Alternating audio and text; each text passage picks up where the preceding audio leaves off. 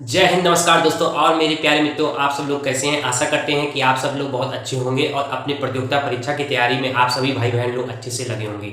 दोस्तों, यह वीडियो मैं आपके लिए बहुत ही खास बना रहा हूं क्योंकि आज के इस वीडियो में आपको चक्रवृद्धि ब्याज से संबंधित ट्रिक देखने को मिलेगी, जो कि ये बहुत ही बेहतरीन ट्रिक है। और इस ट्रिक के माध्यम से आप अपनी प्रतियोगिता परीक्षाओं में सेकंडों में उत्तरों को कर लेंगे। सेकंड में आप उत्तर करेंगे और आपको काफी समय नहीं जाएगा आपका पेपर में। और चक्रवृद्धि ब्याज से संबंधित यह महत्वपूर्ण ट्रिक है। दोस्तों, आप इस मेरे वीडियो पे अंत तक बने रहिए क्योंकि आपको इस वीडियो में चक्रवृद्धि ब्याज से संबंधित बहुत ही बेहतरीन ट्रिक देखने को मिलेगी। जो अभी तक आप क्वेश्चन काफी मिनट में लग जाता था, क्वेश्चन करने में काफी मिनट काफी समय आपका जाया होता था, इस वीडियो की मदद से आपका दोस्तों समय बहुत कम लगेगा और समय की आपकी बचत होगी। दोस्तों, आप इस वीडियो में मेरे साथ बने रहिए और इस वीडियो में हम आपको चक्रवृद्धि ब्याज हमें कितने भी वर्ष का क्यों ना आ जाए, हम दोस्तों मिनटों में चक्रवृद्धि ब्याज का आंसर अपनी सीट पे लगा करके रख देंगे। दोस्तों, इसके लिए आपको करना क्या पड़ेगा, आपको एक मैं ट्रिक बता रहा हूं जिसमें जो है जितने भी वर्ष का आपको चक्रवृद्धि ब्याज निकालना है उसके लिए आपको उसका रेशियो मालूम होना चाहिए कि हमें क्या रेशियो, क्या अनुपात उसके लिए रखना है। दोस्तों देखिए, 2 वर्ष के चक्रवृद्धि ब्याज के लिए हमें 2:1 रेशियो याद करना पड़ेगा। जैसे अच्छा, ये हम कैसे बनाएंगे इसके भी बारे में हम आपको बताएंगे कि इसको ट्रिक के माध्यम से हम कैसे बनाएं। अगर हमें ये याद नहीं है तो हम कैसे इसको याद कर लें कि हमें कोई भी वर्ष का हमसे चक्रवृद्धि ब्याज पूछ ले तो हम उसको अपने मन में ही बना लें कि इसका अनुपात ये होगा और इसमें हम ये अनुपात रखेंगे तो हमारा उत्तर आ जाएगा। दोस्तों, अगर हमें बस केवल याद क्या करना है कि जैसे हमें कुछ नहीं याद है, इसमें कोई भी अनुपात हमें याद नहीं है, बस हमें पहला वर्ष का हमें याद करना है कि 2 वर्ष का अनुपात होता है 2:1। ठीक है दोस्तों, अब जैसे इसके आगे का जो चरण है वो 2 वर्ष के ही चरण से अपने आप निकल जाएगा। 3 वर्ष का अगर हमें निकालना हो तो पहले हम लिखेंगे क्या, 3 लिखेंगे और अंतिम में हम हमेशा किसी भी वर्ष में आगे जो जिस वर्ष का पूछा जाएगा उसे लिखेंगे और उसके पीछे 1 रहेगा। यहां हमने लिख दिया 3 और 2 और 1 जोड़ दिया और 2 1 जोड़ के हमने यहां लिख दिया 3 और फिर बाद में लिख दिया 1। उसी प्रकार से दोस्तों फिर हमको 4 वर्ष का अनुपात निकालना हो तो पहले लिखेंगे हम 4 और 3 को 3 में जोड़ देंगे, यहां लिख देंगे 6, 3 को 1 में जोड़ देंगे, यहां लिख देंगे 4 और इसके बाद में अनुपात 1 लिख दिया जाएगा। सभी वर्ष के अंत में अनुपात 1 लास्ट में आएगा ही आएगा। और फिर उसी प्रकार से दोस्तों 5 वर्ष का हमें निकालना हो तो यदि पहले हम 4 वर्ष का निकाल लिए हैं तो 5वें वर्ष में पहले हम लिखेंगे 5, 4 और 6 को जोड़ेंगे, यहां लिखेंगे 10, 6 को 4 में जोड़ेंगे, यहां लिखेंगे 10, 4 को 1 में जोड़ेंगे, यहां लिखेंगे 5 और अंतिम में क्या आ जाएगा दोस्तों 1।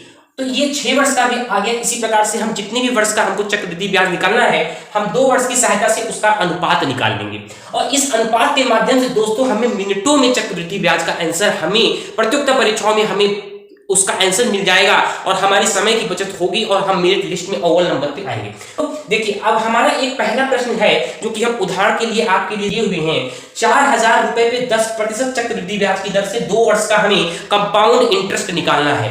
कितने वर्ष का दोस्तों निकालना है, 2 वर्ष का निकालना है। ठीक है, 2 वर्ष के लिए हमें एक अनुपात मालूम है 2:1। तो 2:1 हमें मालूम है तो यहां पहले हम क्या करेंगे, जो हमें मूलधन मिला हुआ है 4000 उसका हम 10% की दर से हम क्या निकालेंगे, उसका ब्याज निकालेंगे। तो जब हम 4000 का 10% दोस्तों एक बार हमने उसका ब्याज किया तो हमें क्या मिला, हमें दोस्तों 400 रुपए मिला जब हमने एक बार उसका 10% पे ब्याज निकाला।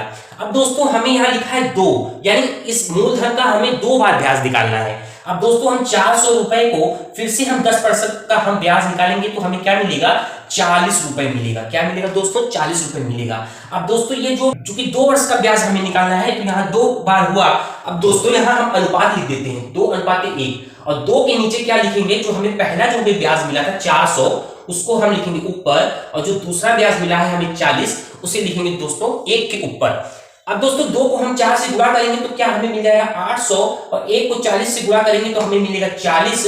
इन दोनों को दोस्तों हम जोड़ देंगे तो हमें क्या मिल जाएगा 840। यही हमारा दोस्तों आंसर हो जाएगा। दोस्तों देखिए, अगर आपको ये पहला प्रश्न नहीं समझ में आया है तो हम दूसरा प्रश्न आपको समझा रहे हैं। 10,000 रुपए पर 10% चक्रवृद्धि ब्याज की दर पर 3 वर्ष का सीआई हमें निकालना है, कंपाउंड इंटरेस्ट निकालना है। दोस्तों कितने वर्ष का निकालना है, 3 वर्ष का निकालना है, इसलिए ब्याज दोस्तों 3 बार निकलेगा। किसके पर ब्याज निकलेगा, मूलधन पर निकलेगा। तो पहले वर्ष का जो है ब्याज क्या मिला हमें 10,000 रुपए पे जब हमने 10% ब्याज लिया तो हमें पहले वर्ष का ब्याज नहीं मिला दोस्तों 1,000 रुपए। फिर दोस्तों दूसरे वर्ष पे हमें ब्याज लेना है, वो भी 1,000 रुपए पर लेना है। तो दूसरे वर्ष का ब्याज दोस्तों क्या हुआ हमारा 100 रुपए हुआ। और फिर दोस्तों तीसरे वर्ष का 100 रुपए भी हमने 10% की दर से ब्याज लिया तो दोस्तों हमें क्या मिला 10% हमें ब्याज मिला। अब दोस्तों 3 वर्ष का हमें अनुपात मालूम होना चाहिए। तो दोस्तों 3 वर्ष का अनुपात क्या होता है, तो यहां से हम देखें तो 3-3-1 यानी 3:1। यहाँ 1,000 जो रहेगा इसके ऊपर लिख देंगे, 100 इसके ऊपर लिख देंगे और 1 के ऊपर 10 लिख देंगे। यहाँ क्या हमें मिला 3,000 प्लस 300 प्लस 10, तो क्या हमें आंसर आ गया दोस्तों 3,310। 3,310 रुपए इसका दोस्तों आंसर आया। तो दोस्तों हम मिनटों में चक्रवृद्धि ब्याज का आंसर कर लेंगे और इस रेशियो के माध्यम से हम निकालेंगे। इस रेशियो को आप दोस्तों याद कर लीजिए। अगर याद नहीं हो रहा है तो इसको आप कॉन्सेप्ट से समझिए। अगर आपको इसका कॉन्सेप्ट समझ में आ गया तो आप दोस्तों चक्रवृद्धि ब्याज चुटकी बजाते हुए आप अपना चक्रवृद्धि ब्याज का आंसर पेपर में कर लेंगे। अगर यह वीडियो दोस्तों आपको अच्छी लगी हो तो अपने दोस्तों को ज्यादा से ज्यादा इस वीडियो को शेयर करिए ताकि इस प्रकार की बेनिफिशियल वीडियो का आपके फ्रेंड्स लोग भी मदद ले पाए। दोस्तों इस वीडियो पे अंत तक बने रहने के लिए बहुत बहुत धन्यवाद। आपका दिन शुभ हो। जय हिंद, वंदे मातरम।